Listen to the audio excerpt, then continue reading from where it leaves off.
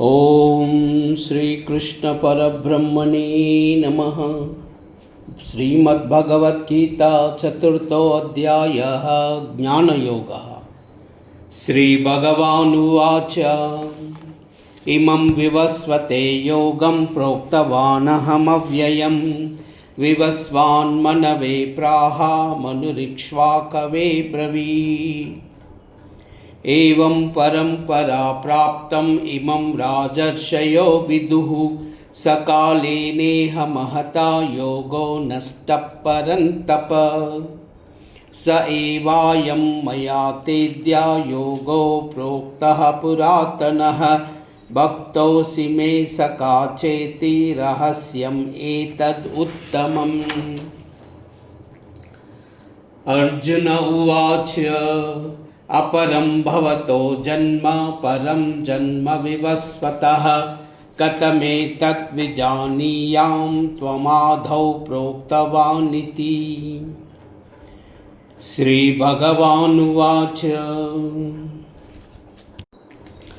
बहूनि मे व्यतीतानि जन्मानि तव चार्जुनः तान्यहं वेद सर्वाणि न त्वं वेत्थ परन्तप। अजोऽपि सन्नव्ययात्मा भूतानामीश्वरोऽपि सन् प्रकृतिं स्वामधिष्ठाय सम्भवायात्ममायया। यदा यदा हि धर्मस्य ग्लानिर्भवति भारत अभ्युत्थानमधर्मस्य तदात्मानं सृजाम्यहम्। परित्राणाय साधूनां विनाशाय च दुष्कृतां धर्मसंस्थापनार्थाय सम्भवामि युगे युगे। जन्म कर्म च मे दिव्यम् एवं यो वेत्ति तत्त्वतः त्यक्त्वा देहं पुनर्जन्म नैति मामेति सोऽर्जुन।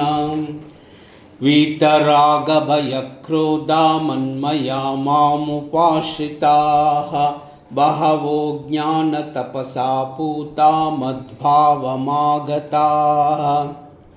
ये यथा मां प्रपद्यन्ते तांस्तदैव भजाम्यहम्। मम वर्तानुवर्तन्ते मनुष्याः पार्थ सर्वशः काङ्क्षन्तः कर्माणां सिद्धिं यजन्तः देवताः। क्षिप्रं हि मानुषे लोके सिद्धिर्भवति कर्मजा।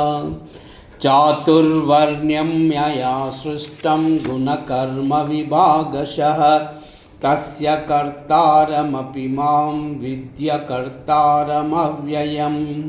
न मां कर्माणि लिम्पन्ति न मे कर्मफले स्पृहा इति मां यो विजानाति कर्मभिर्न बध्यते।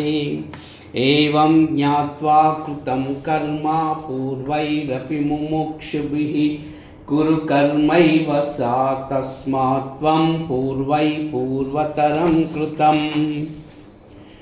किं कर्म किमे कर्मेति कवयो यत्र मोहितः तत्ते कर्म प्रवक्ष्यामि यज्ञात्वा मोक्षसे शुभात्। कर्मणो ह्यपि बोधव्यं च विकर्मणः अकर्मणस्य बोधव्यं गहना कर्मणो गतिः।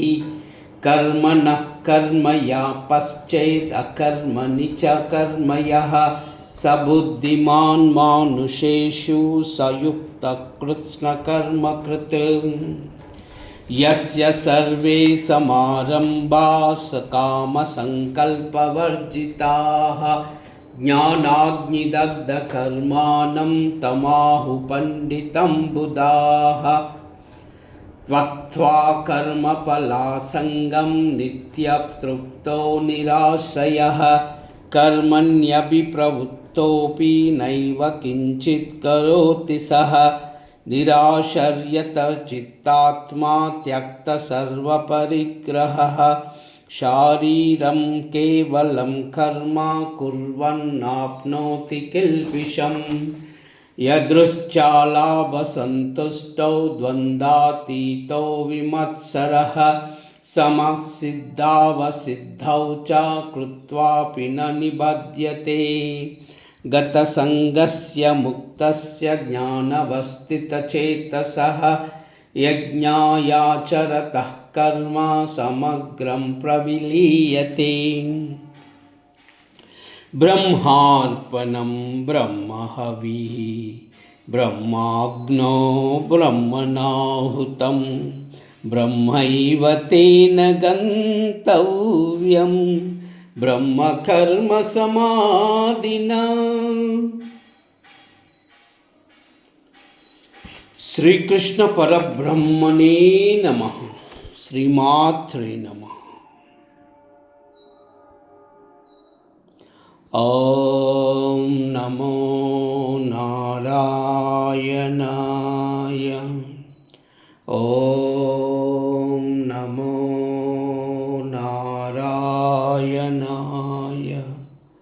ॐ नमो नारायणाय।